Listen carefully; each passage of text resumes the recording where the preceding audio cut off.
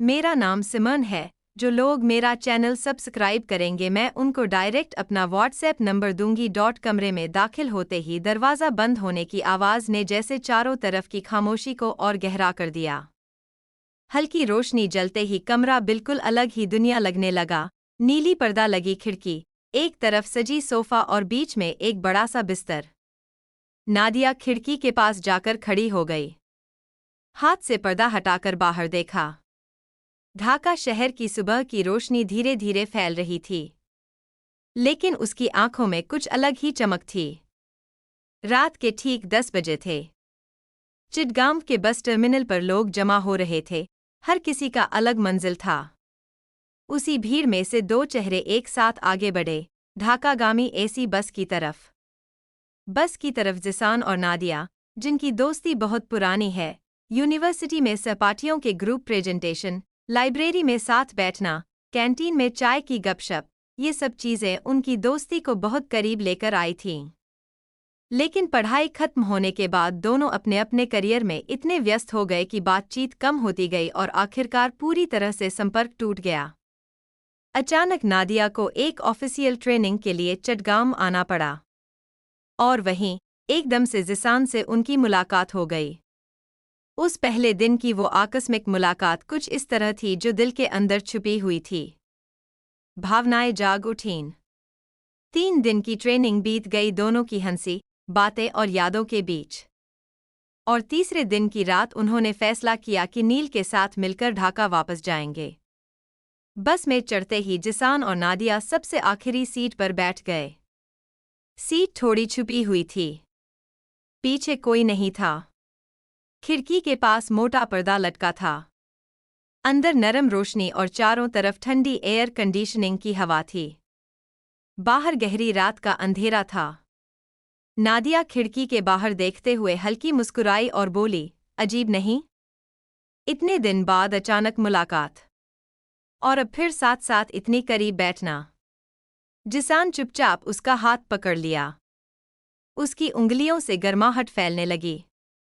गई। अब जब पास आ गए हैं तो दूर रहने का कोई मतलब नहीं रह गया, जिसान ने धीरे से कहा। नादिया के गाल लाल हो गए। उसने नजरें नीचे कर ली, लेकिन हाथ नहीं छोड़ा। अंदर कहीं एक अजीब सी घबराहट जागने लगी। बस धीरे धीरे चल पड़ी। पहियों की रगड़ से हल्की सी कंपाहट हुई और चारों तरफ सन्नाटा छा गया। यात्री एक एक करके सोने लगे। रोशनी मध्यम हो गई। इसी खामोशी में जिसान ने अपना सिर नादिया के कंधे पर रखा। हमारे बीच अब तक इतनी दूर क्यों थी, पता है? जिसान की आवाज़ टूटे हुए एहसास से भरी हुई थी। नादिया ने आंखें बंद करके धीरे से कहा, तुम चाहो तो एक चिट्ठी लिख सकते थे। मैं इंतज़ार कर रही थी।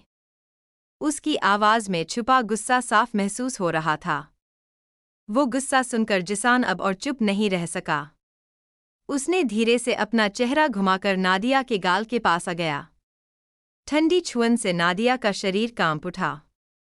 उसके दिल में जैसे लहरें उठने लगीं। खिड़की के फाक से अचानक एक लाल सड़क की रोशनी उनके चेहरे पर पड़ गई। उस रोशनी के खेल में दोनों की दूरी एक पल में खत्म हो गई। सांसें तेज हो गईं। समय जैसे ठहर गया। नादिया के होठों पर हल्की सी कंपी। आंखें नीचे गिरा लीं, लेकिन छुपा हुआ खिंचाव छुपाया नहीं जा सका। जिसान धीरे से बोला, आज बस यही रास्ता खत्म न हो। नादिया हंसते हुए सिर टिकाया। उसकी कंधे पर मैं भी चाहती हूं कि ये रात रुक जाए। उनके हाथ एक दूसरे की उंगलियों में फंस गए।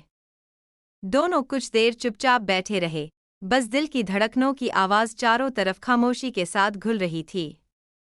बस में कभी कभी हल्की झंझनाहट होती। उस कंपाहट के साथ नादिया और करीब आ गई। उसके बाल उड़कर जिसान के चेहरे को छू रहे थे। जिसान चुपचाप उस खुशबू में डूबा जा रहा था, जैसे 1 साल का खालीपन एक ही पल में भर गया हो।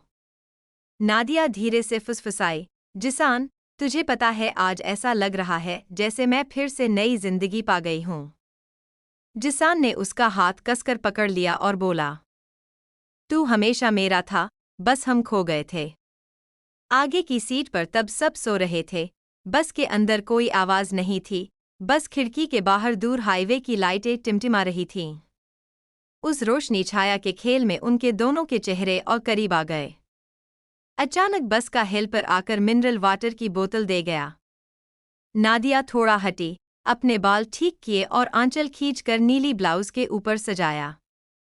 लेकिन जिसान की आंखों में अभी भी वही खिंचाव और बेचैनी थी। हेल्पर जाते ही फिर से सन्नाटा छा गया। अब नादिया ने खुद हाथ बढ़ाकर जिसान की उंगली पकड़ ली, दोनों हाथों से। उसके होठों पर हल्की सी मुस्कुराहट थी, लेकिन आंखों में छुपी थी अनकही कई बातें। जिसान धीरे से बोला, नादिया, आज ऐसा लग रहा है कि ये रात ही हमारी कहानी लिख रही है और हम सिर्फ उसके किरदार हैं। नादिया सिर झुकाकर बोली, तो फिर चाहती हूं कि इस कहानी का कोई अंत न हो, बस चलता रहे। रात के अंधेरे को चीरते हुए बस चल रही थी। खिड़की के बाहर शहर दर शहर गुजर रहे थे और अंदर दो दिल जग रहे थे। दो लोगों के मन की गहरी खींचतानी जो किसी मंजिल पर जाकर रुकना चाहती थी। जब बस ढाका की तरफ बढ़ रही थी, रात का अंधेरा था। हाईवे के बीच से गुजरती बस की रोशनी ने उन्हें एक अनोखे सपने में बांध रखा था। नादिया खिड़की के बाहर देख रही थी, लेकिन उसकी आंखों के अंदर एक कहानी थी। अदृश्य खिंचाव जो बार बार उसे जिसान की तरफ खींच रहा था। जिसान चुपचाप उसके चेहरे की ओर देखने लगा। 3 दिन की छोटी सी मुलाकात ने जैसे 1 साल भर के रिश्ते को फिर से जिंदा कर दिया हो। वो फुसफुसाया, नादिया, हमारे बीच ये कुछ सालों का खाली समय न होता तो क्या हम आज कुछ और ही होते? नादिया मृदु आकर बोली, पता नहीं जिसान, लेकिन आज लग रहा है कि वक्त ने गलत मोड़ लिया था, अब लगता है सही जगह पर आ गए हैं। उसकी आवाज में एक अजीब सी गर्माहट थी। चारों ओर की सन्नाटे में वो शब्द जिसान के कानों तक और करीब आ रहे थे। बस तब गाजीपुर के करीब थे। आधे रास्ते में एक यात्री उतर गया। सीटें और भी खाली हो गईं। अंदर की रोशनी फीकी पड़ गई। इस सन्नाटे में नादिया थोड़ा और करीब आ गई। उसका आंचल हल्का सा सरक गया कंधे से। जिसान ने हाथ बढ़ाकर उसे ठीक किया। दोनों की नजरें एक पल के लिए टकराईं। उन आंखों की भाषा ने हजारों अनकहे शब्द कहे। जिसान ने उसका हाथ कसकर पकड़ लिया। तू जानती है, मैं कभी किसी को नहीं बता पाया, लेकिन तेरे लिए मैंने कई बार इंतजार किया है। उदिया हंसते हुए सिर झुकाया। फिर धीरे धीरे बोली, मैं भी कभी सोचती थी कि शायद तू वापस आएगा। आज लगता है सच में तुम वापस आ गए हो। ये सोचते ही जिशान का सीना हल्का हो गया। वो नादिया की तरफ थोड़ा झुका। दोनों की सांसें एक दूसरे में घुल मिल रही थीं। बाहर हाईवे की लाइटें एक के बाद एक गुजर रही थीं। अंदर उनकी सांसों की आवाज से एक अजीब सा रोमांच पैदा हो रहा था। नादिया ने अपनी आंखें बंद कर लीं। उसके चेहरे के कोने पर एक हल्की सी मुस्कान थी, लेकिन हाथ की पकड़ धीरे धीरे मजबूत होती जा रही थी, जैसे वो खुद चाहती हो कि ये पल थम जाए। तभी बस ने फिर से हल्की सी झकझकाहट दी। नादिया जिशान पर झुक गई। एक पल के लिए उनके चेहरे इतने करीब आ गए कि दूरियां जैसे खत्म हो गईं। नादिया की कान में गर्म सांस थी। सिर से पैरों तक सिहरन दौड़ गई। वो धीरे से फुसफुसाया, जिसान, आज कुछ अलग सा लग रहा है। मैं खुद को संभाल ही नहीं पा रही। जिसान की आंखें चमक उठीं, क्योंकि मैं भी पहले कभी ऐसा महसूस नहीं कर पाया था। बात खत्म होने से पहले ही खिड़की के बाहर की रोशनी उनके चेहरे पर पड़ गई। उस रोशनी छाया के पल में वे बिना आवाज किए एक दूसरे के करीब आ गए। जब चारों तरफ सब सो रहे थे, तब उनके अंदर बस एक एहसास जागा था, खोए हुए वक्त को फिर से पाना। उनके हाथ एक दूसरे की उंगलियों में मजबूती से जकड़े गए।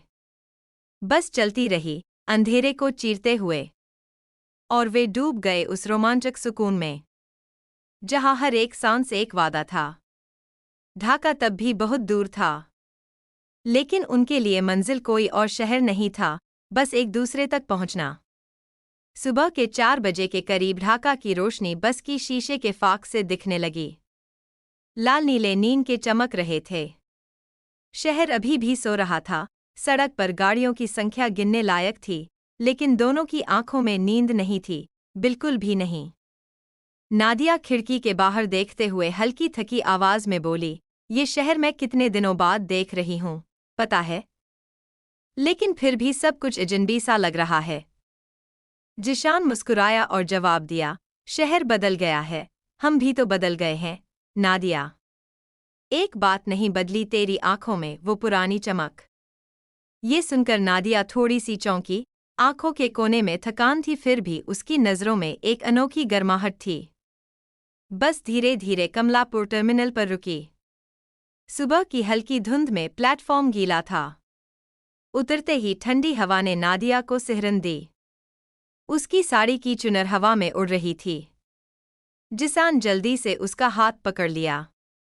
छूने का एहसास इतना नरम और अनजाना था कि नादिया का दिल एकदम धड़क उठा। जिसान ने पूछा, अब कहाँ जाओगी? इतनी सुबह सीधे घर जाना तो अजीब होगा।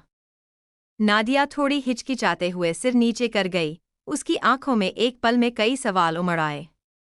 फिर धीरे से बोली, शायद वहीं पास के किसी होटल में थोड़ी देर आराम कर लेना ठीक रहेगा।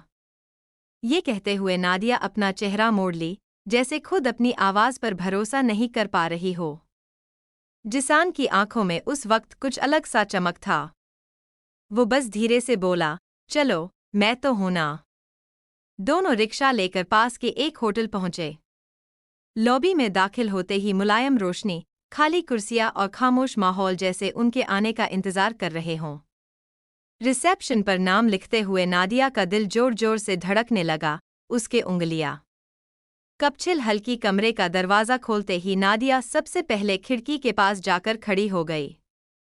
बाहर ढाका शहर की खाली सड़क और दूर दूर तक सुबह की रोशनी धीरे धीरे फैल रही थी। उसने अपनी चादर कस के नील छाती पर खींच ली ताकि अंदर की ठंड छुपा सके। जिशान पीछे से बोला, इतनी दूर क्यों खड़ी हो नादिया? क्या तुझे पता है 3 दिन में मैं फिर कैसे तुझे खोने से डर रहा हूं? नादिया ने मुड़कर देखा। उसकी आंखों में आंसू चमक रहे थे, होठों पर हल्की मुस्कान थी। वह धीरे धीरे कुछ कदम बढ़ी, उनके बीच की दूरी कम होने लगी। एक एक करके जिशान ने हाथ बढ़ाया नादिया की तरफ। कपड़े से माथे के बाल हटा दिए। उसी स्पर्श से नादिया का शरीर कांप उठा। उसके होठ थोड़ा कांप गए, लेकिन वो पीछे हटती नहीं, बल्कि आंखें बंद करके सिर झुका दिया। चारों तरफ सन्नाटा था। खिड़की के बाहर सुबह की रोशनी फैल रही थी और अंदर एक अजीब खिंचाव। दोनों एक दूसरे को और करीब खींच रहे थे।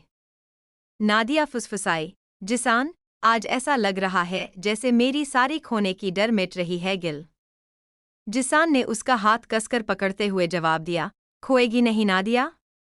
तू मेरे पास ही रहेगी क्या? उनकी नज़रें एक दूसरे की आंखों में जकड़ गईं। सांसें गाढ़ी हो गईं। वक्त एक पल के लिए थम सा गया। बाहर सुबह जाग रही थी और अंदर जाग रहा था कई सालों का दबा हुआ एहसास। रखा हुआ एहसास एक अनजाने रोमांच की तरह था। कमरे में दाखिल होते ही दरवाज़ा बंद होने की आवाज़ ने चारों तरफ की खामोशी को और गहरा कर दिया। जैसे ही नरम रोशनी जल उठी, कमरा बिल्कुल किसी अलग ही दुनिया जैसा लगने लगा। गहरे नीले पर्दे लगे खिड़की के पास एक तरफ सोफा रखा था और बीच में एक बड़ी सी पलंग थी। नादिया खिड़की के पास जाकर खड़ी हुई, हाथ से पर्दा हटाकर बाहर देखने लगी। ढाका शहर की सुबह की रोशनी धीरे धीरे फैल रही थी, लेकिन उसकी आंखों में कुछ अलग